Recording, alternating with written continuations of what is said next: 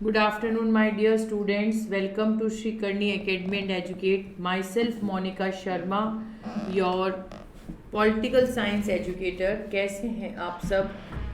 स्वस्थ रहिए, मस्त रहिए, हमसे यूं ही मिलते रहिए। और इसी के साथ अपन ने कल फ्रीडम को स्टार्ट किया था और इस फ्रीडम के अंदर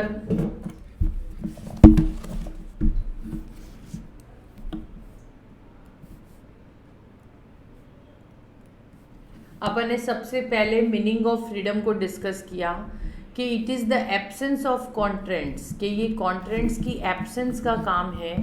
it is if the person is not subject to external control and concerned, and it is able to make independent decisions on act of in autonomous way. When people can freely express, जब लोग इसे freely express कर देते हैं themselves, this is the condition in which, जिस समय we can develop their creative capacity. अपन जो है अपनी creative capacity को develop कर पाते हैं. It is the absence of constraints if it is the person is not subject to external control, जिसमें उनका external control concern and it is able to make independent decision, जिसमें वो independent decision नहीं ले पाते, and when people can freely express themselves, जिसमें वो freely अपने आप को express कर पाते हैं, thus it is the condition, ये वो condition है जिसमें we can develop their creative capacity, अपन अपनी क्रिएटिव कैपेसिटी को डेवलप करते हैं.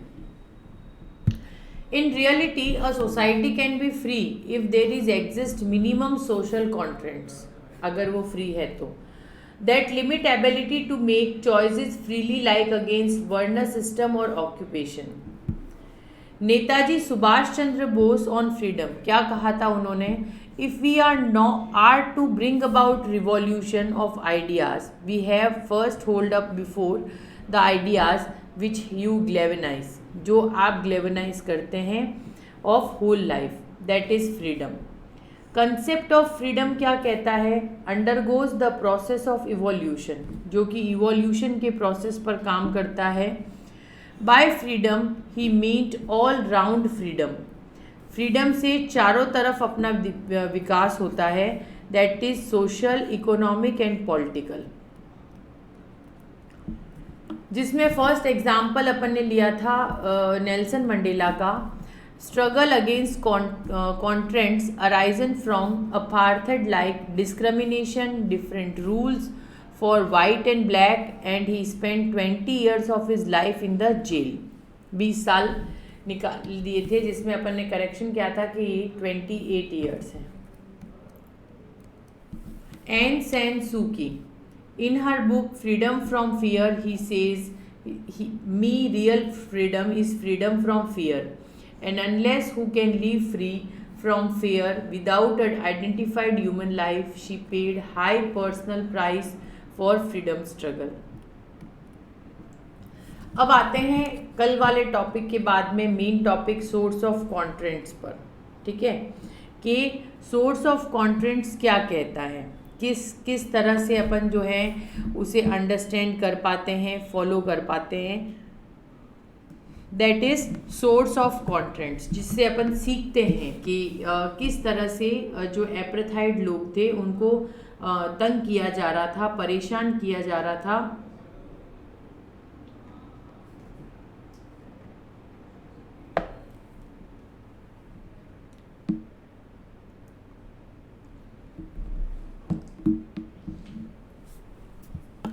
The restrictions on freedom of individual may come from domination of external control से, and which can imposed by the government through which embody power, जिसमें कि जो उसकी power होती है, रूल्स होते हैं, वो form the constraints represented by colonial force, जो कि कॉलोनियल फोर्स से काम करते हैं. And this was the form of constraints, ये कॉन्ट्रेंट्स का फॉर्म है जो कि रिप्रेजेंट होता है कॉलोनियल रूलर से और उसके सब्जेक्ट से, और बाय द सिस्टम, जो सिस्टम चल रहा है उससे. Some from the government may be inevitable, but the government is a democratic one. Government जो है वो democratic one है, and the some of the government may inevitable and democratic one. The members of state should retain some control, जिसमें कुछ control और जो rulers हैं उनका part रहता है. That is why इसलिए जो डेमोक्रेटिक गवर्नमेंट है वो कंसिडर करती है इम्पोर्टेंट मीन्स ऑफ प्रोटेक्शन को और फ्रीडम ऑफ पीपल को. But constraints on freedom can also result for social inequality. That kind of impact in the caste system, जो भी उसमें impact होता है उसके लिए. And the quotations from Subhash Chandra Bose, जो कि हमारे सुभाष चंद्र बोस ने quotations दिए थे for the constraints. क्या दिए थे कि we have to क्या कहा था नेताजी सुभाष चंद्र बोस ने कि we have to hold us before the ideas will be galvanise. अपने आइडियाज़ को ग्लेवनाइज करो होल लाइफ के लिए.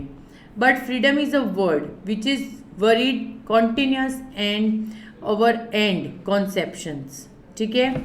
Now why do we need constraints. क्या ज़रूरत है अपने को इसकी, कितना अपन इससे बदलाव इसमें ला सकते हैं, कितना बदलाव अपन इसमें कर सकते हैं. To make society livable. Society में अगर आपको रहना है, टू अवॉइड कॉन्फ्लिक्ट, तो आप क्या करेंगे, लड़ाई झगड़े अवॉइड करेंगे. Arising from disagreements conflicts ideas. मतलब एक अगर आप ये सोचिए कि अगर आप किसी सोसाइटी में हैप्पीली रहना चाहते हैं, आप सोसाइटी की बात छोड़िए, आप अगर किसी ऑफिस में काम करते हैं, वहाँ पे आपके बहुत से कलीग्स होंगे आपके आसपास जो काम करते होंगे.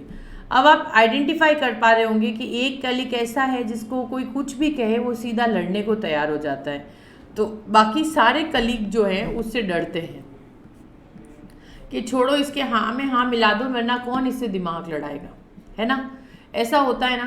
तो that is the thing, to make society livable. Same उसी तरह से अपनी को सोसाइटी को अगर लिवेबल बनाना है तो टू अवॉइड कॉन्फ्लिक्ट को अवॉइड करो as a mechanism to control violence, जिससे कि अपन वॉयलेंस को कंट्रोल कर सकें और डिस्प्यूट सेटल कर सकें. So long as we are able to respect each other, जिससे कि अपन एक दूसरे को रिस्पेक्ट दे सकें. And do not attempt to impose our views, और अपने व्यूज़ उस पर थोपे नहीं. जैसे सपोज़ कि एक छोटी सी बात है, आप किसी ऑफिस में काम करते हैं, अगर उस ऑफिस में ये आपको कंपलसरी है कि आपको वहाँ के रूल्स एंड रेगुलेशंस फॉलो करने हैं, आप वहाँ काम करने जा रहे हैं, आपको सैलरी वहाँ के रूल्स एंड रेगुलेशंस को फॉलो करने के लिए मिल रही है, ठीक है. लेकिन आप भी एम्प्लॉय हैं, आप समझदार हैं, कुछ एस्पेक्ट्स में आप जो हैं उसको अगर थोड़ा मैन्युपुलेट करते हैं तो वो रूल्स आप पर थोपे ना जाए, ठीक है. तो आपको जॉइंट हैंडली काम कर पाएंगे, वरना आप इतने उलझ जाओगे कि आपको लगेगा एक महीने बाद कि मेरे सर पर बहुत बड़ा बर्डन है कि मुझे वहाँ जाना है और काम करना है, और मैं काम इसलिए कर रहा हूँ या कर रही हूँ क्योंकि मेरी मजबूरी है, मेरी फैमिली सोर्स इतना अच्छा नहीं है कि मेरे पास सोर्स ऑफ इनकम कम है तो मुझे वहाँ काम करना पड़ रहा है, अदरवाइज़ मेरी कोई इच्छा नहीं है. जिस दिन मेरे पास कोई ऑप्शन आएगा I am just going to change.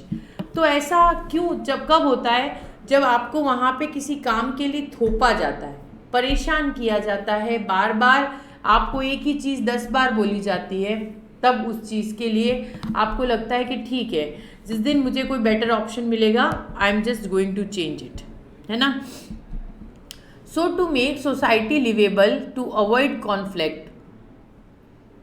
Conflict को अवॉइड करते हुए, मैकेनिज्म वॉयलेंस को कंट्रोल करते हुए, so as long we have be able to respect each other, हमें एक दूसरे का रिस्पेक्ट करना है, उनके व्यूज़ का रिस्पेक्ट करना है.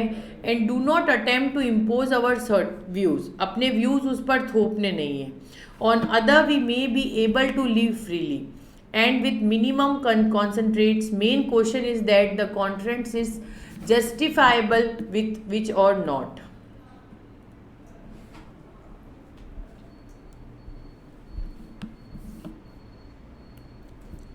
ठीक है, तो दैट इज द कॉन्ट्रेंट, है ना, जिसको अपन ने डिस्कस किया. तो एक बार अपन इसको थोड़ा डिटेल में भी देख लेते हैं कि why do we need to live in a world with there no constraints, and we have some constraints, or else society would descend into choice with different exist between people regarding their ideas, कि जो भी अपने ideas हैं उसके according, and the opinion, और जो अपन सोच रखते हैं, they may have conflict ambition, ये एक कॉन्फ्लिक्ट एम्बिशन पर काम करता है, they may be complete to control the rare scarce source, और अपन इसी स्केयर सोर्स को पूरा करते हैं. दे आर न्यूमरस रीज़न, बहुत से रीजन्स हैं जिसके अंदर इन द सोसाइटी में express them self with open conflict, जिसमें अपन अपने खुले विचार रख सकते हैं. We see people around us too ready to fight all kinds of reasons, अपन देखते हैं ranging from the serious to the trivial, and rag while driving on the roads, fighting our parking space and quarrels over housing or land, disagreement regarding whether a particular film should be screened.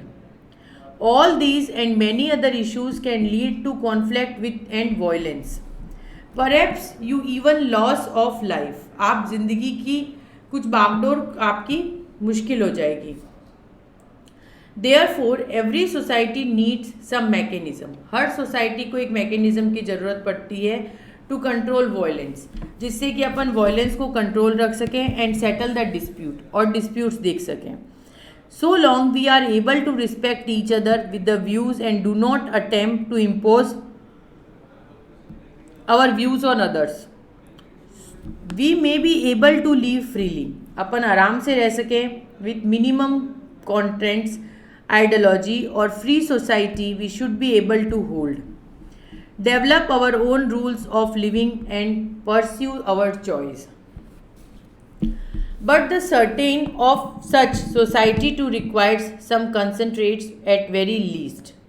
It requires that we will be sitting willing with a respect between difference with the opinion and beliefs, जिसमें कि अपन बदलाव कर सकें. And however sometime we think that strong commandment to our beliefs, कि जो भी अपने strong commandments होते हैं, that we must have oppose to all those, उन सबको अपोज करें.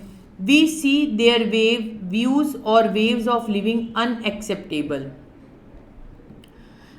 और even undesirable.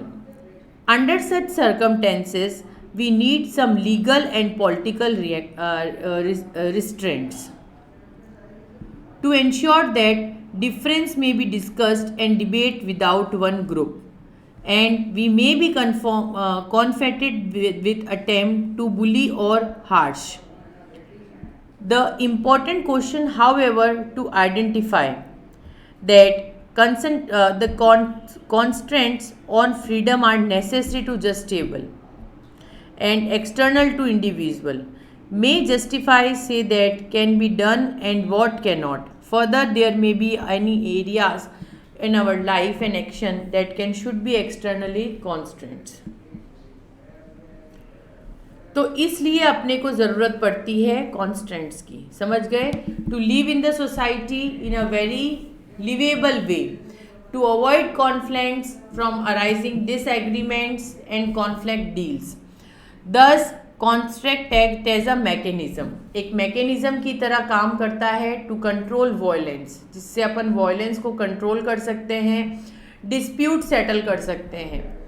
So long as we are able to respect each other, अपन एक दूसरे को रिस्पेक्ट करते हैं, and do not attempt to impose our views, अपने व्यूज़ को इम्पोज करते हैं on other, we may be able to live freely, जिससे कि अपन फ्रीली रह सकें with minimum constraints. Main question in which constraint is justifiable and which is not. ठीक है?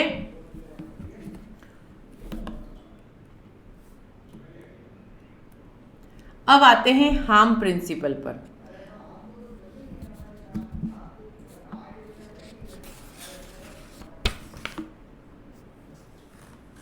हार्म प्रिंसिपल क्या कहता है? John Stuart Mill is in his essay on liberty introduced the political theory of harm principle. Harm principle की political theory इन्होंने start की थी. It says the principle is that the sole end for each mankind are warrant individually or collectively interfering with liberty of action or any that a number of self protection. समझ में आ रहा है क्या कहा था उन्होंने? is that the sole end for each mankind, हर एक इंसान के लिए, are want individually or collectively, एक साथ, and interfering with the liberty of action and the number of self protection, that only purpose, जिसका पर्पस क्या है, for which people can be rightfully exercised over the number of civilized community, जिस पे लोग जो है एक civilized community पर काम कर सकें against, he will not to prevent harm to others, जिससे किसी दूसरे को नुकसान ना पहुँचे, हार्म ना हो. ठीक है.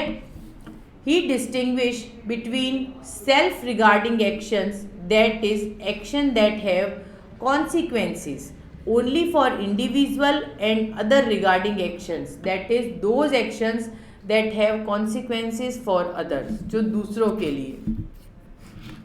तो हार्म प्रिंसिपल क्या कहता है? हार्म प्रिंसिपल क्या कहता है अपने को कि जो अपने कॉन्सिक्वेंसेस हैं, जो भी अपन जिस कॉन्सिक्वेंसेस में जी रहे हैं, जितनी मुश्किलें अपन उठा रहे हैं, तो we have to face it and not for the power. सिर्फ उस पावर को देखकर नहीं, है ना, सिर्फ उस चीज़ को देखकर नहीं, we have to face it, अपने को उसको फेस करना ही पड़ेगा.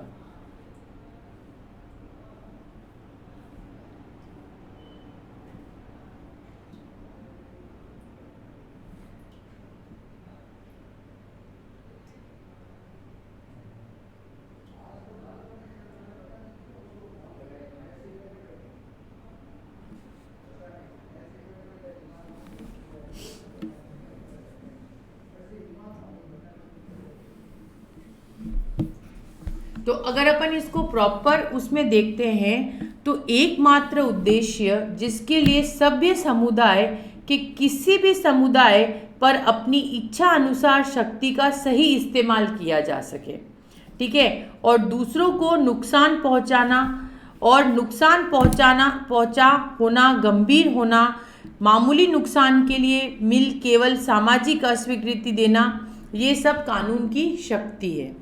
हार्म प्रिंसिपल, हानिकारक सिद्धांत, एकमात्र उद्देश्य, सिर्फ वही उद्देश्य है जिसके लिए सभ्य समुदाय के किसी भी सदस्य को अपनी इच्छा अनुसार शक्ति का सही इस्तेमाल किया जा सकता है, वो करेगा. लेकिन दूसरों को नुकसान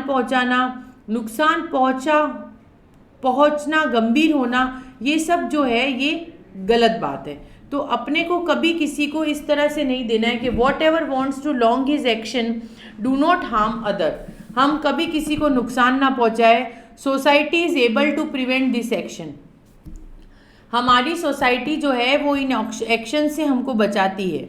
the final ideas is that no person is truly isolated from others, कि कोई किसी से बाध्य नहीं है, बंधा हुआ नहीं है. So in rare the action is not harm. Action कभी किसी को हार्म नहीं करेगी.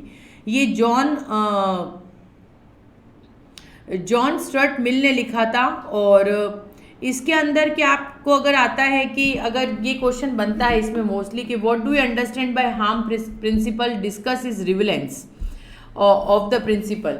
और तो क्या आप उसमें उसका आंसर लिखेंगे, उसकी रिविलेंस आपको डिस्कस करनी है कि harm principle is an important dwell in the John एट्स मिल्स ऑफ लिबरलाइजेशन.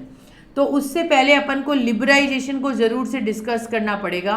अगर आप उसे डिस्कस नहीं करेंगे तो आप, वैसे तो लिबरलाइजेशन आप डिस्कस कर चुके होंगे क्लास 10th के अंदर.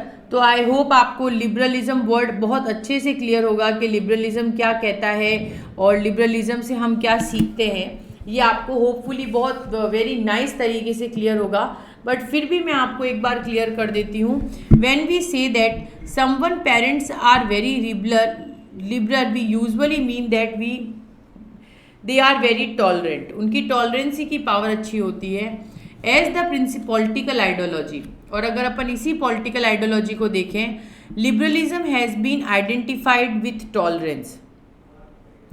लिबरलिज्म को अपन टॉलरेंस से आइडेंटिफाई कर सकते हैं एज अ पॉलिटिकल आइडियोलॉजी। अपनी पॉलिटिकल आइडियोलॉजी ये कहती है, liberalism has been identified with tolerance as a value, जो भी वैल्यू है उससे अपन उसको आइडेंटिफाई कर सकते हैं।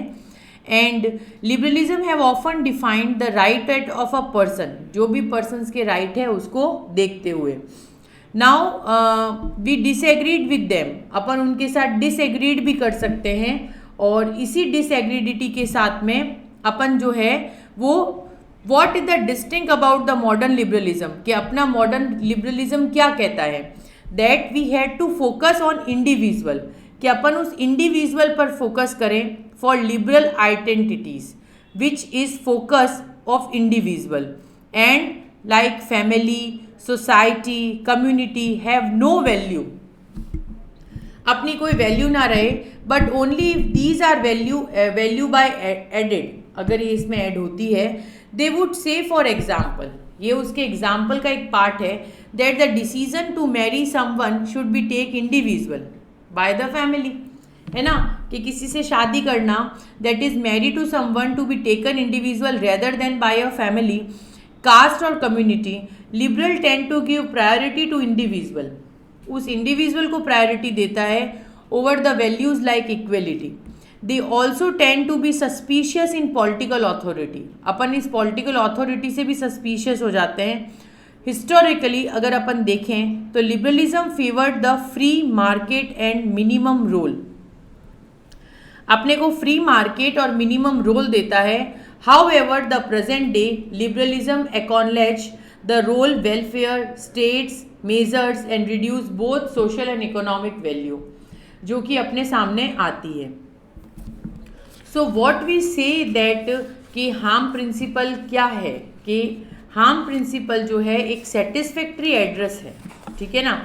आप उसको क्या कहेंगे कि हार्म प्रिंसिपल क्या है, कि भैया हार्म प्रिंसिपल जो है वो एक सेटिस्फैक्ट्री एड्रेस है, किसके लिए, टू लिमिट द कॉम्पेटेंस, जिसमें अपन की जो लिमिट है वो कॉन्सिक्वेंसेस है वो, and we have to issues the John Stuart Mill, जो उन्होंने स्टार्ट किया था on liberty and in discuss decision, और जो डिसीजन उन्होंने लिया था that the political theory is called the harm principle, कि जो पॉलिटिकल थ्योरी है उसे हार्म प्रिंसिपल कहा गया। Let us quote him his statement and then try to explain it. अगर अपन इसको देखें तो क्या कहता है, जैसे कि मैंने अभी आपको हिंदी में बोलकर बताया कि the sole end for the mankind and individuals और collectively in interfering with the liberty of action or any number of self protection, that is only purpose for which the power can rightfully exercise, कि जो भी power है उसे आप rightfully exercise कर सकें, and civilized, उसे प्रॉपर सिविलाइज कर सकें, अगेंस्ट हिज विल, उस विल को देखते हुए, is to prevent harm to others, जिससे किसी दूसरे को कभी भी कोई भी तरह का नुकसान ना हो, ठीक है, clear. Now the mill introduce here an important distinctions between self regarding action, और यही सेल्फ रिगार्डिंग एक्शंस को देखते हुए उन्होंने जो है वो कॉन्सिक्वेंसेस तैयार किए, जिसके अंदर individual actor had nobody else, कोई नहीं, अदर रिगार्डिंग द एक्शंस, जो एक्शंस हो रहे हैं जिसमें वो आर्ग्यू कर रहे हैं उसके साथ, and no business to interfere, और put in the simple language that is my business, ये मेरा काम है। However freedom is at the core of human society, कि फ्रीडम जो है वो ह्यूमन सोसाइटी के कोर पर है, and it is so crucial for identify the human life, and it should only be concentrate to in a special circumstances. The harm cause must be serious for a minor harm mill recommendation and social disapproval, जो भी उसमें होता है, they should not involve the police and they should not disapproval the inconvenience that playing loud music cause to them. So on perhaps we make apartments like talking, sleeping, listening to their own music. This is the minor harm, and we should not provoke social disapproval. It is not to fit case for a legal punishment, but we have actions to definite individual. Otherwise, society must bear inconvenience, and we have a spirit of protection, the freedom. So, people be ready to tolerate different ways of life. तैयार है लोग इन सब चीज़ों के लिए. So, from the point of view, but such tolerance need to be extended views of actions. जो भी views of actions आते हैं for put a people in danger, जिसमें लोग डर जाते हैं, जिसमें उनका danger रहता है against them. Hate companions जो होते हैं, serious harms जो होते हैं उनको लेकर. But we must make sure that itself, for example, we must not ask for imprisonment for those who conduct hate companion, and made some restrictions on their and considered, especially continue to carry on the companion spite of warnings and distribes of companions. In constitutional discussion in India, in term to use for such justifiable concentrates for reasonable restrictions, and we must have to develop the habit of imposing restrictions such as determinal to freedom. So that is the harm principle, and I hope you all understand it very well. As a freedom, it is in the core of human society. Thus, society be concentrate in a special circumstances. वो कुछ special circumstances में काम करती है. The harm caused must be serious. उस समय जो नुकसान होता है वो seriously काम करता है. For minor harm will recommended. जो भी हमें इन्होंने साइंटिस्ट ने डिस्कवर किया उसको देखते हुए. Only social disapproval, hate companions causes serious harms. Thus, अपने को serious harm पहुंचाते हैं. Should be concentrate in the constitutional discussions in the term used for justiciable concentrates. In reasonable restrictions, liberalism as political ideology. ये उसकी एक political ideology है. So liberalism can be identified with tolerance as a value. जो भी value है उसके साथ में. Liberalism have often defined the right of person to hold the express, कि वो उस express को hold कर सके for her opinion. जो भी उनके opinion है उनको देखते हुए, beliefs को देखते हुए, they disagree with them. Liberals tend to give priority to individual, like decision to marry, and should be discussion, not a family decision. Now we come to the last topic of the chapter, negative and positive liberty. In political theory, there have been positive and negative liberty. दो तरह की liberty होती है. Negative liberty defined an area in which individual would be unavoidable, and he can be before whatever he/she wishes. There is no external authority can interfere. कोई बाहर से पंचायती करने वाला नहीं होगा. If their area is too small, then human identify get comprised. Thus it explain the idea of freedom for. ये freedom form का idea समझाता है.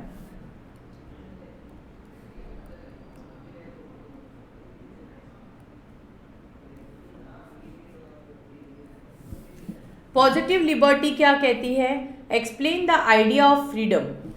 It concern with looking the condition, जो कि इस कंडीशन को देखते हैं, एंड नेचर ऑफ रिलेशनशिप, जो भी नेचर ऑफ रिलेशनशिप होती है बिटवीन इंडिविजुअल एंड सोसाइटी, उनके बीच में, ऑफ इम्प्रूविंग दीज कंडीशंस, जिसमें अपन इन कंडीशंस को इम्प्रूव कर सकते हैं, which is that there are fewer constraints, जो भी अपने कंसंट्रेंट्स डेवलप होते हैं उसको लेकर. ठीक है, कि जो भी अपने कंसंट्रेट्स डेवलप हुए उसको लेकर अपन उसको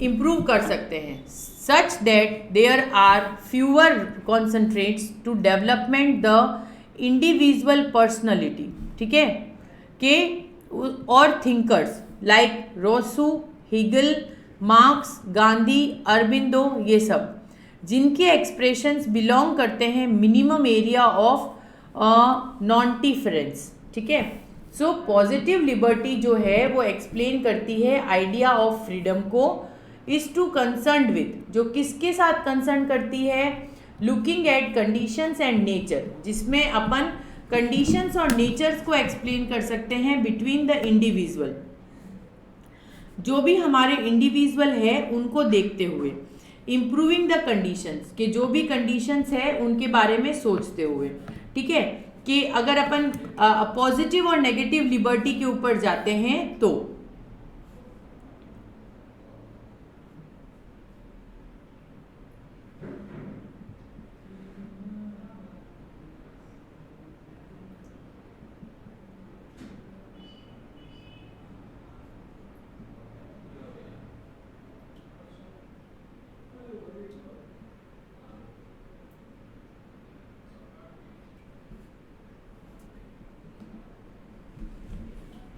अगर अपन उस पर काम करते हैं तो that is the nature of relationship between individual of the society, जिसमें कि जो कि इम्प्रूविंग कंडीशंस है, फीवर कंसंट्रेट्स है, डेवलपमेंट है, जो अपने थिंकर्स जैसे कि मार्क्स है, Gandhi, Aurobindo, freedom of expression जो भी अपने व्यूज में देते हैं उनको देखते हुए।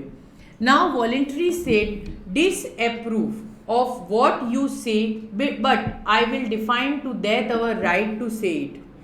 ठीक है, उसमें John Mill on his book on liberty offered 4 reasons, 4 reasons उन्होंने दिए हैं। First, why there should be freedom of expression even for those who espouse ideas that appear false or misleading today. No idea is completely false. कोई भी idea गलत नहीं होगा. What appear to false has element of truth. Truth emerges from conflicting views. Conflict of ideas is valuable not just in past but for continuing the value of all terms. We cannot be sure that what we considered true is actually true. कि अगर अपन इसको consider नहीं करें, example issue of movie Padmaavat, उसको देखें, ठीक है ना, जिसका कितना बड़ा इशू हुआ था,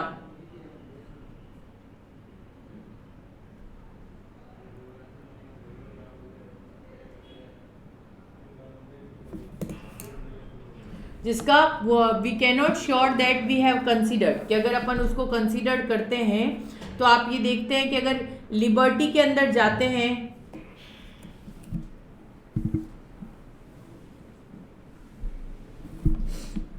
कि अगर अपन लिबर्टी पर जाते हैं तो अपन किस तरह से सोचेंगे, कि यही सोचेंगे ना कि अभी अपने को तो वो है, वो प्रॉपर लिबर्टी मिले, है ना, तो अपन तो उस प्रॉपर लिबर्टी के बारे में ही डील करेंगे। तो जब अपन उस प्रॉपर लिबर्टी के बारे में डील करेंगे तो अपन इसी तरह से सोचेंगे।